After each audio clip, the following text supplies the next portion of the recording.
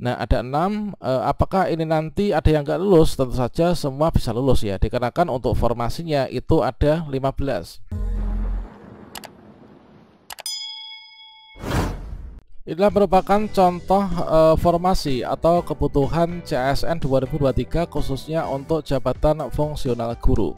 Nah, dari seluruh jumlah formasi ini berada pada Dinas Pendidikan, dan selanjutnya di sini kita akan memberikan contoh yaitu hasil ya, yaitu hasil dari pengkategorian dari jumlah pendaftar baik itu P1, P2 dan juga P3, serta untuk formasi umum dan juga formasi untuk disabilitas. Nah, di sini nanti kita akan mencoba untuk memberikan contoh, yaitu kira-kira seperti apa penggambaran urutan pengisian formasi P3K Guru 2023, baik itu untuk kebutuhan khusus maupun juga kebutuhan umum per mapel, teman-teman. Nah, selanjutnya apakah kita itu termasuk dalam kriteria guru honorer yang 100% optimis lulus P3K 2023 ini, yang nanti di tahun 2024 sekitar bulan 3 ya, insya Allah nanti kita akan segera ditempatkan. Kira-kira bagaimana informasinya? Silahkan simak video ini sampai selesai. Namun sebelum kita lanjutkan, perlu saya ingatkan, bagi teman-teman yang mungkin baru saja menemukan channel ini, silakan klik tombol subscribe-nya dan aktifkan notifikasi loncengnya, sehingga nanti jika ada update video terbaru, kalian tidak akan ketinggalan informasi. Baiklah sobat-sobatnya, di sini kita tidak akan membahas terkait tentang mekanisme seleksi, dikarenakan hal itu sudah sering sekali kita bahas pada video sebelumnya. Dan di sini kita asumsikan dari semua teman-teman sudah paham terkait tentang mekanisme seleksi di tahun 2023 ini, yang terdiri dari 2 mekanisme seleksi. Dan di sini kita berfokus pada hasil seleksi setelah teman-teman mengikuti seleksi menggunakan mekanismenya masing-masing, yaitu untuk urutan pengisian formasi ya. Nah, pengisian formasi P3K Guru 2023 ini didahulukan secara urutan dari pelamar prioritas, kemudian THK 2, kemudian guru non ASN di sekolah negeri, dan juga pelamar umum.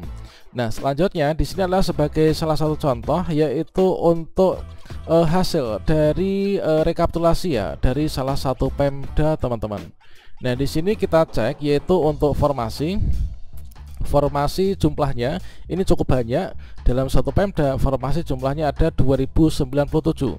Kemudian untuk 2097 ini adalah untuk yang bagi teman-teman pelamar umum ya. Kemudian yang disabilitas atau khusus ini ada 60, teman-teman, untuk totalnya. Kemudian berikutnya di sini untuk formasi kebutuhan umum ya, untuk yang guru kelas ini ada 990, kemudian bahasa Inggris ada 85, kemudian PJOK ini ada 244. Kemudian di sini tentunya teman-teman bertanya, yaitu mengapa di sini ada umumnya, kemudian mengapa di sini khususnya ini ada yang tidak ada. Nah, kalau misalkan di sini ini seperti yang kita sering baca di juknisnya ya, bahwa tentunya ada mapel-mapel tertentu yang bisa dilamar oleh teman-teman disabilitas dan juga ada yang tidak. Misalkan untuk PJOK, kemudian juga untuk bahasa Inggris, kemudian untuk bahasa Indonesia, dikarenakan di sana ada 4 keterampilan berbahasa kan. Kemudian ada seni budaya. Nah, ini adalah untuk rekapitulasi jumlah kebutuhan atau jumlah formasi yang diberikan ya oleh Kemenpan RB ke salah satu Pemda. Nah, kemudian di sini dari seluruh mapel yang dibuka untuk formasinya, baik itu untuk yang umum maupun juga khusus, maka diperolehlah jumlah pelamar.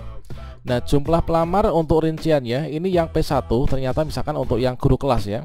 Untuk yang guru kelas ini jumlah pelamarnya ada 4136, kemudian P1-nya ini masih cukup banyak juga, yaitu ada 499. Kemudian untuk P2 ada 226, kemudian P3 ini ada 3411 ya. Kemudian yang P2 memiliki serdik ini ada 20, P3 memiliki serdik ada 24.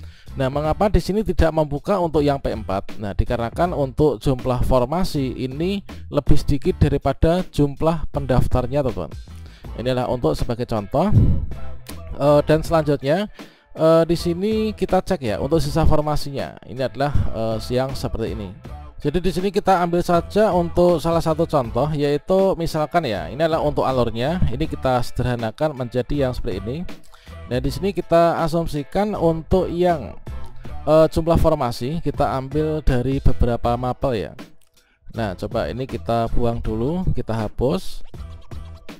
Berikutnya katakanlah di sini kita ambil Jadinya tentunya dari jumlah formasi yang ada yang dibuka per mapel per instansi akan didahulukan, yaitu mulai dari pelamar prioritas atau yang guru lulus passing grade. Nah, katakanlah di sini kita ambil contoh, yaitu misalkan untuk formasi yang guru IPA ya. Nah, guru IPA di sini ada 60. Di sini kita bahas saja untuk yang pelamar umum ya. Untuk yang umum bukan disabilitas. Di sini ada 60. Nah, di sini ada 60 peserta. Ada 60 formasi ya, ada 60 formasi. Kemudian di sini didahulukan untuk yang pelamar prioritas. Nah, pelamar prioritas di sini ada yaitu P1 ya. Ini ada 45.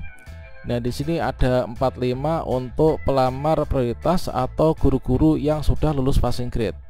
Maka dari data ini adalah untuk jumlah formasi ada 60, kemudian untuk yang P1 ini ada 45. Selanjutnya yang P2 ini ternyata sudah tidak ada. Kemudian di sini untuk P3 itu hanya ada 6.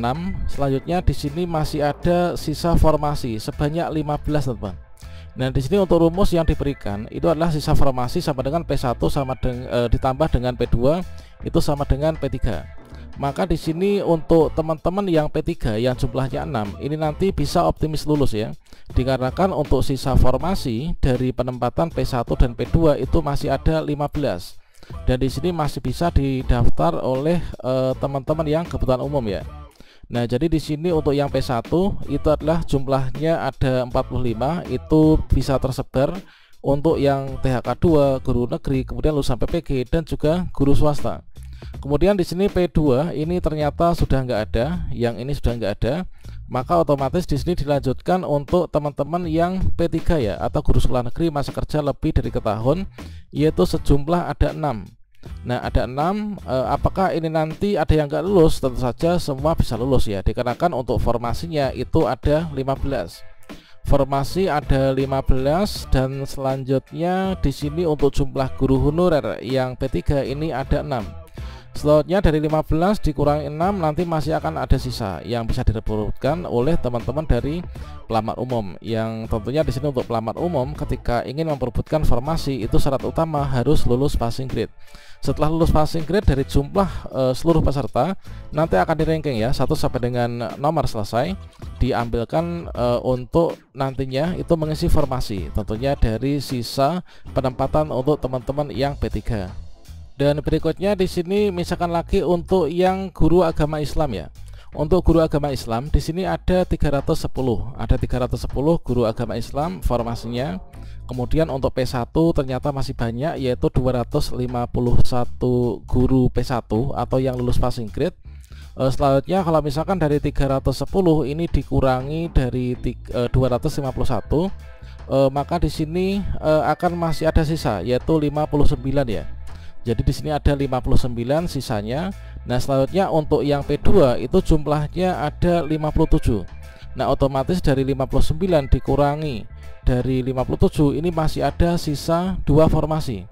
Nah, 2 formasi di sini ternyata guru P3-nya ini adalah banyak banget, teman-teman. Ada 501. Nah, otomatis ini 2 formasi akan diperebutkan oleh teman-teman dari 501 guru pelamar prioritas 3 ya. Itulah untuk contoh, yaitu urutan penempatan itulah seperti itu. Jadi didahulukan P1, P2, P3 dan juga P4. Namun di sini ada kabar gembira bahwasannya dari Juknis ya.